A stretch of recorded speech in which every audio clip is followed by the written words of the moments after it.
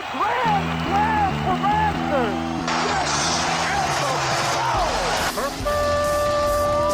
It's time for Blessed to Play on EWTN Radio, uncovering the role that faith plays in the lives of sports professionals from around the country. And now, here's your host, Ron Meyer. Fire, score!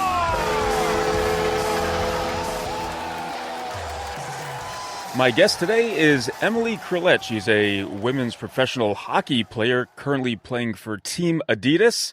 She had quite a stellar collegiate career playing for Robert Morris University and also for Ohio State playing for the Buckeyes. We'll talk about her hockey career and we'll get to know a different part of Emily in the second half of the show. But Emily, welcome. It's so great to have you on.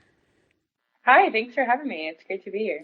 Well, let's start from the beginning because when I think of hockey early on and for people who excel at it, they have to be living in a cold weather climate. And I think Michigan qualifies for that. But your dad and brothers started playing hockey with you at a young age, I believe at 5. Talk about that. Yeah, so my dad played hockey growing up, and I have 2 older brothers. They're about 3 and 4 years older than me. So naturally, whatever they did, I secretly wanted to do between probably, quarreling with them. But I started, probably when I was 5, whenever I could get on skates, my dad started me.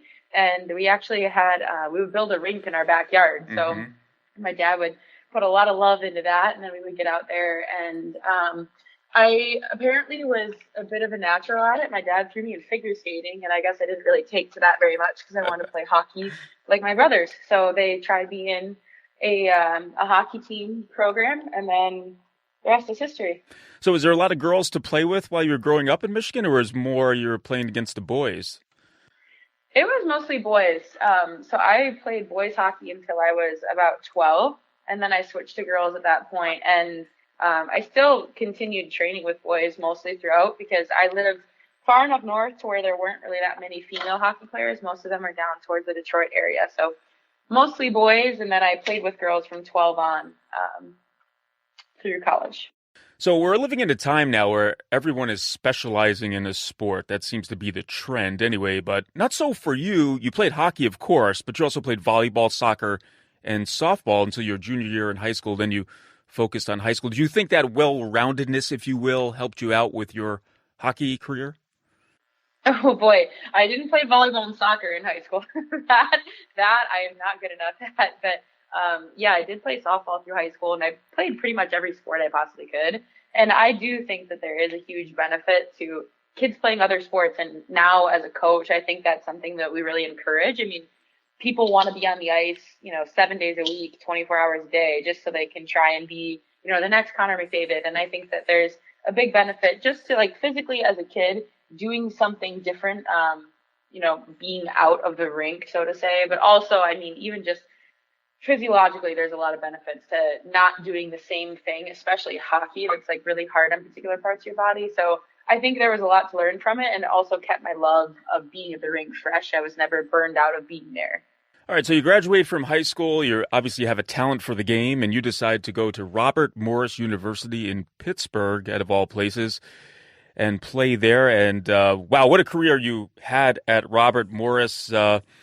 I think your first goal was a shorty, and you found the back of the net, and you said, well, I want to do this more often. So at the end of your career, you had 43 goals, 48 assists. I think you broke a number of records at Robert Morris, including goals by a defenseman. But, I don't associate defensemen with scoring goals, but yet alone you made it in vogue, if you will, to be an offensive defenseman. But talk about your time spent at Robert Morris. Oh my gosh, I'm so grateful for all the time I had at RMU. I definitely was very offensive from when I was younger, and I was thankful that I got the opportunity at RMU to really kind of grow into that a bit. I had a lot of taming to do when I got there, so that was awesome. And I had a lot of friends. It's a smaller school, so my social butterfly came out, and it really was nice to know everybody and other sports teams and stuff like that. So I had a great experience there all 4 years, and every teammate that I played with is just an incredible human being too. So having those friendships is something that I very much value. Well, your career did not stop at Robert Morris. In fact, you decided to go to Ohio State and you benefited by an extra year of eligibility because of the COVID year and play for the Buckeyes, and a very established program, of course, but talk about now moving up, if you will, and playing for the Buckeyes.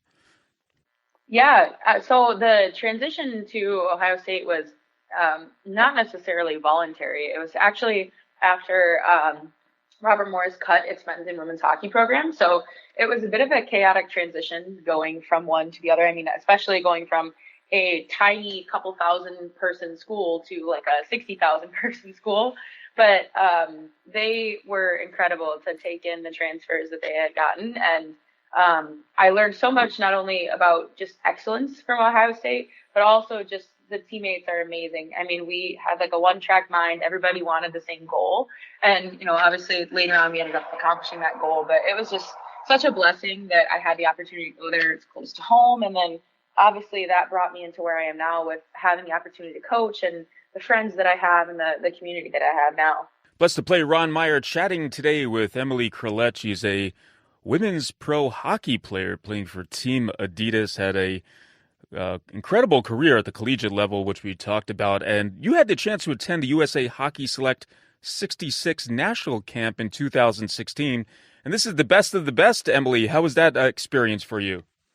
Oh my gosh, that was such a cool experience. I mean, looking back on it, it's even cooler now because a lot of the women that were there kind of as role models for us that would help, quote unquote, coach our teams are women that I get to play with now, which is incredible. That, I mean, the longevity of their career, but also just getting to be around that culture of team first and seeing the USA logo. I mean, that was something that I had never really been that close to before. And just the level of excellence that was present in all the women and all the players that were there was something that really was inspiring for me to try and pursue that goal now, 10 years later. Now, when we hear of women's hockey, it comes to the pinnacle or the forefront during the Olympics, and people gravitate to that with Team USA, of course.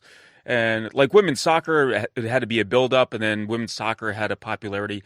But women's hockey, pro hockey, I should say, right now is in the building stage, if you will. What is going on to try to promote this sport at the grassroots level and ultimately at the professional level as well? Oh gosh, that's a great question. There's a lot going on. I mean, women's hockey grows at an incredible rate. I don't want to quote a number, but it's quite a bit more than the average boys hockey growth at the grassroots level. So that's a really good sign. But also you've got, the PWHPA, which I play in, and then you've also got the PHF, which is another North American league, and both do an incredible job of just spreading the game and putting it in front of little girls and little boys, and they get to see that. I mean, you've got Sarah Nurse, who is one of my teammates currently, that's on the cover of NHL 23. And I mean, that's huge because I see little boys going, Sarah Nurse, and they want to see her and they want to talk to her because they equate her to the equivalent of, a men's pro player. And I think that's something that, while there is differences between us, I think it's really cool to put us in a similar stage, in a similar position, because it really inspires people to pursue hockey when they are the little girls that get to see what's possible. All right, let's talk about the pro hockey game. I think you're just getting started in it, and your amateur career is over, so now you're playing for some bucks, as they say. So how has that been for you?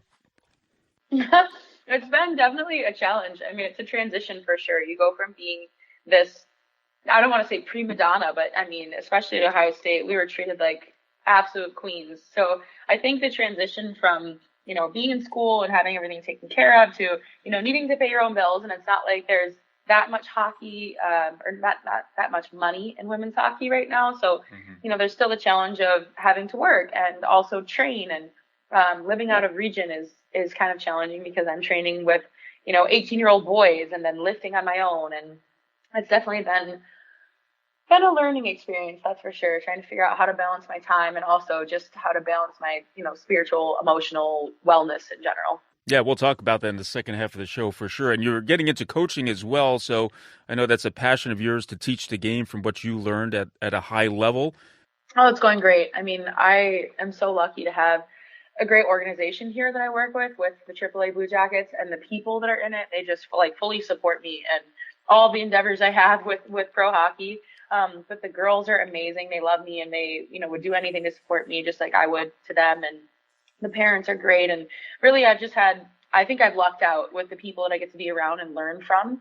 And that's really helped with being a first year teen coach is really difficult. There's a lot of learning experiences involved in that. So I think I definitely lucked out with having people around me to support me and help me grow. Well, there's something about playing sports at a high level. I mean, obviously, it's the game in and of itself that could be gratifying. You're playing and you want to win, obviously, but there's those relationships that are formed and networking opportunities. I'm sure with your career and also playing at the pro level, you've made so many various relationships that are that mean a lot to you besides playing the game itself. Yeah, definitely. And like I said, I'm really blessed here with the AAA Blue Jackets. Like I was on the ice this morning with, a head of scouting for an NHL team. Like it's just incredible that I get to be around these people and just see the way that they interact with kids and that the way that their experience shows through and the way they, treat players, run drills, communicate, etc. But also just, this year with meeting all the players that I get to play with in the PWHPA, sitting next to somebody that I watched when I was 14 win, a world gold medal, like that's incredible to think about, but also realizing that they're just normal human beings and they can sit down and joke around with you and have a meal with you. And it's humbling, but it's also just really exciting because, the people that you see on TV are now kind of real life to me. And that in itself, I think is one of the greatest blessings I've had of being in Columbus and being in the league that I am. All right, let's take a break. On the other side, we'll talk about the spiritual life of Emily Curlett, professional women's soccer player, when Blessed to Play returns after this.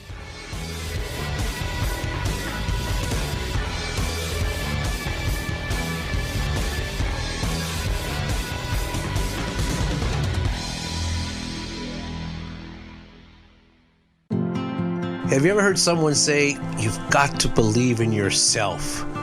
G.K. Chesterton says the people who believe in themselves are all in lunatic asylums. You have to believe in something outside yourself. You have to believe that there's a greater reality than the one inside your head. If the only thing you believe in is yourself, your world will become very small, about the size of a padded cell. We live in a world that rejects the worship of the one true God and has substituted something called the God within. But as Chesterton says, if Jones is told to worship the God within, it ultimately means that Jones shall worship Jones. Spend more time with the Apostle of Common Sense. Visit chesterton.org for more information and go to EWTNRC.com to discover more books and programs written and inspired by G.K. Chesterton. From Rome, this is Edward Pentin, correspondent for the National Catholic Register. This is Montse Alvarado from EWTN News In Depth. Get trusted Catholic news every day on EWTN radio and television.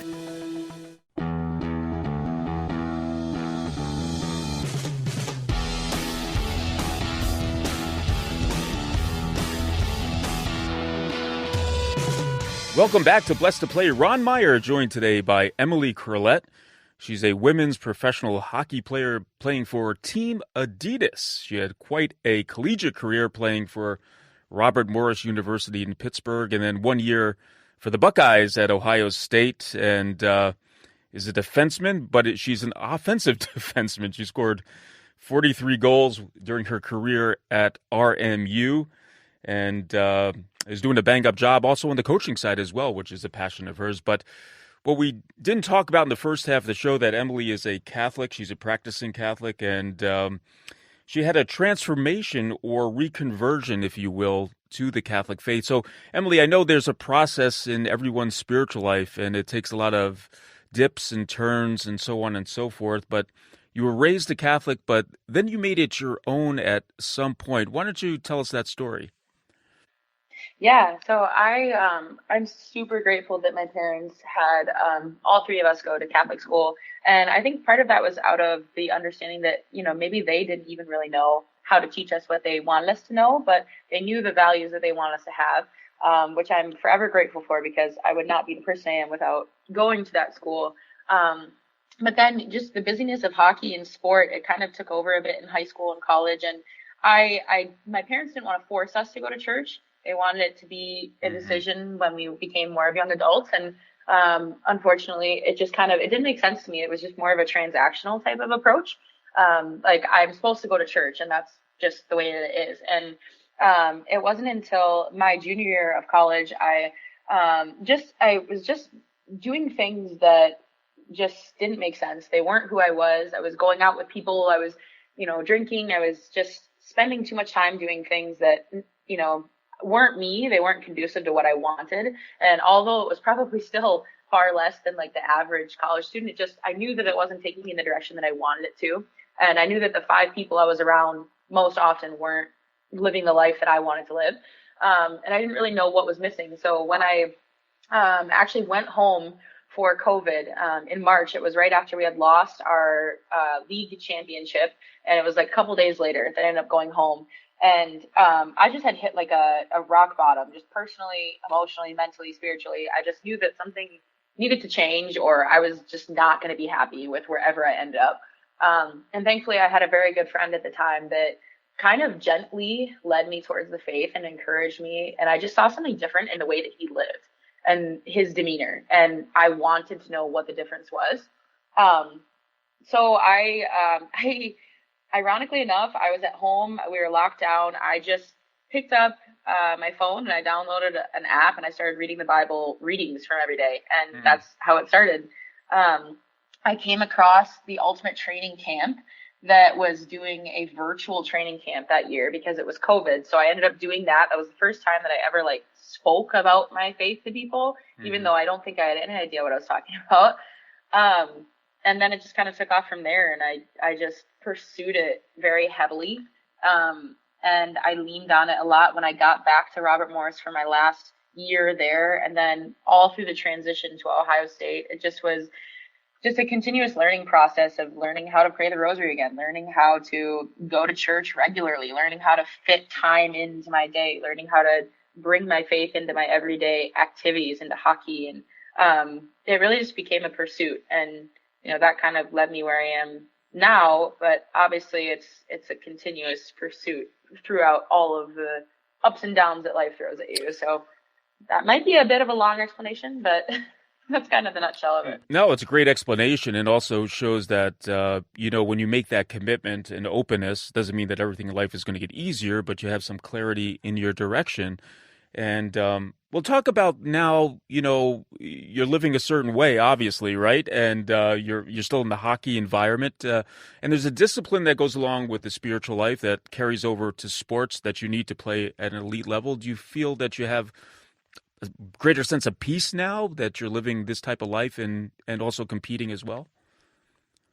I definitely think it does bring a greater sense of peace. I mean, I think inherently for anyone, whether you're playing a sport or not, that it brings a greater sense of peace when you know your identity is rooted in being a creation of God, being a daughter of God or a son of Christ. And I think that knowing my identity has helped me to get through all of these crazy ups and downs between, not getting to play as much last year to transferring into like a professional league and needing to earn my way with that, being by myself a lot. Just, I think knowing your identity and having yourself rooted in it, while it does make it more difficult, doing the right thing is always going to be harder. That's, partially why it's so hard to be, a good, quote unquote, good practicing Catholic or, taking the time to actually dig into your faith. But I think the peace of mind of knowing that you're doing what you were created to do and you're doing it to the best of your ability kind of is a good translation into hockey as well. When you show up and give 100% effort, whether you win or lose, you know that you did everything you can. And I think that that's kind of the same way that I like to look at my faith, that I show up in the best way that I can. And, whether I feel like I did a quote unquote good job or not, it doesn't matter. It's about the intention and the effort that I put forth to grow closer in whatever endeavor that I was in. Yeah, very well said. And you're obviously, by the talent that God has given you, giving glory to Him by what you're doing. So that's in itself, it's a prayer if you think about it. Blessed to play Ron Meyer chatting today with Emily Curlett. She's she's a women's professional hockey player. Emily, you mentioned the rosary before, and there's so many different devotions, obviously, with the Catholic faith. And obviously the most important devotion is the Mass itself. But maybe a saint that you turn to, or what are those special devotions that keep you spiritually, in line? That's a great question. Um, I definitely have found some saints along the way that I think I really resonate with. And I actually ended up rediscovering that my confirmation saint was Saint Therese of Lisieux. So that was an interesting experience. So I do pray to her. And then I also really love being able to use the rosary as a way to fall asleep. It's something that I had an experience with when I was younger, that it kind of helped me through a difficult time when I was little. And I have the same rosary with me and I take it everywhere. And I just, whether I pray it at night or whether I pray it until I fall asleep or I just hold on to it, that's something that I kind of have a habit of. And I also really like being able to just offer things up. That's kind of a habit, I guess you could say, less of a prayer, more of a habit that I think has really been beneficial. Like when I'm experiencing something difficult or when I'm tired or when I don't have enough energy or whatever the case is, I think I love just having the opportunity to give something to God and say, you know what, I don't even know how to handle this right now, or I don't have the energy to do this workout. I don't have the energy to do this, or like, this is a really difficult rep that I'm trying to pull out. Like, I just want you to have this and you can do whatever you want with it. Take it as a gift, whatever it might be. I think that's something that has really helped a lot, especially throughout, like the quote unquote grind that you have, of being at the rink for 5 hours, whether I'm coaching or playing. And I think that really helps as well, to put things into his hands. And then you show up on the other side of it and you're like, wow, that actually flew by, or that actually was easier than I thought it was. And I think that's just the grace of God in works when you just give him the chance to handle things that maybe we can't. Yeah, no, during an athlete's life, and I know when I played, I mean, there's so much downtime with your teammates, and you talk about everything from UFOs to spirituality, right? So, your teammates, the hockey world, the hockey environment, is it open to spirituality? Is it adverse to it? What is your experience with that? I think it's maybe a little bit of both. I think when you try and throw your faith at people in a transactional sense or in a forced conversation, it just doesn't go over very well. I think that's kind of common sense. But, I think that I even had some conversations with teammates last year, and it was more of a curiosity of the fruits that I would see in my life. There was a span of time last year where I wasn't dressing for every game. There was quite a few games that I didn't dress for, and it was just a really difficult time for me. I mean, how hard it is to work extremely hard and not get a chance to play. And I just, again, by the grace of God, I just showed up with a good attitude. I just loved being at the rink. I loved my teammates. I loved showing up and saying hi and hanging out with them. And I think at some point, the fruits of God's grace of being able to be grateful and have a positive mindset and to work very hard. And I think those fruits are what draw people in to ask questions. And I think when you can relate that back to the root of where it came from, that's where the curiosity kind of comes in, as opposed to, just go to church, you'll feel better. Like, that doesn't solve anybody's problems. I mean, they don't know why they're doing something. It doesn't necessarily just equals them feeling better. So I think being able to draw it back to a root and to prove it with the way that you live your life is what draws the curiosity towards spirituality. Yeah, and you had that experience yourself that you mentioned with this young man who did it in a way that wasn't, in your face, so to speak, but it was in a way that he just carried on and lived his life. His witness of life drew you in. And I guess that's the most important way we could do that, or reflect what's transforming us inside, is by that witness. Blessed to play Ron Meyer once again chatting with Emily Curlett. She knows how to find the back of the net as a defenseman, and there's not too many defensemen that I've heard of that could have 43 goals in their college career, at least with one team with RMU, and she had probably a couple more with Ohio State. But let's lighten it up a little bit. You're from Michigan, and your favorite team is the Red Wings. No surprise there, but were you a big NHL fan, and did you go to a lot of Red Wings games growing up? I wouldn't say that I necessarily went to a lot of games growing up because it was a bit far from home. And I mean, honestly, I was usually practicing at the same exact time. But I did love watching hockey when I was growing up, particularly when I got a little bit older. And obviously, my dad grew up a huge fan, and both my brothers as well. So definitely watched a lot of hockey, was around it a lot. And I was actually fortunate to be around a lot of NHL players who would bring their families back to Michigan to live, or while they were still playing. So yeah, it's definitely a big hockey fan, and definitely enjoy watching it more now as well, obviously with the appreciation for it. So you're a defenseman. So who's that defensive player that you look up to in the NHL or have looked up to? Oh man, there's so many incredible players right now that I love to watch. But one of the players that I always looked up to was Nick Lidstrom, obviously, just for his sheer level of excellence. Mm-hmm. But the player that I definitely resonate most with is Marty St. Louis, just the background of his story and the adversity he had to go through with finding his way to the NHL, something that I really admire. And that's particularly why I chose the number 26 while I was at Ohio State. Awesome. And what's the ultimate goal for Emily Curlett as on the hockey side? Is it making it to the women's national team? What is your goals? You just take it as it comes? Yeah, I mean, goal has always been to be an Olympic gold medalist. Mm-hmm. I mean, I know it's kind of a high standard, but that's something that I always dreamt of, always wanted. And, I'm really lucky that I have the opportunity to play with those women. And the next step now is just continuing to get better. So hopefully I can be wearing red, white, and blue eventually one day. Well, let's hope that comes to fruition. Emily Curlett has been our guest. Does a bang-up job on the ice for sure. She's currently playing professional women's hockey and had a really great career at the collegiate level and continues to influence young people, teach the game, but also probably teaches them some things about life. Emily, thanks so much for coming on. I really do appreciate it, talking a little bit about your career, but also about you and the witness of your faith. Greatly appreciate it. Thanks for coming on Blessed to Play. Thank you so much for having me. I really appreciate it. Hey, Blessed to Play fans, check us out on the web at www.blessedtoplay.com. That's blessed2play.com. You can like us on Facebook. Hit us up on Twitter at Blessed to Play. For Emily Curlett, I'm Ron Meyer. We'll catch you next time right here on Blessed to Play. You've been listening to Blessed to Play with host Ron Meyer on the EWTN Global Catholic Network. If you have a question or comment about today's show, feel free to email us at info@blessedtoplay.com. That's blessed, the number 2, play.com. You can also connect with the show on the web at www.blessedtoplay.com. Again, that's blessed, the number 2, play.com.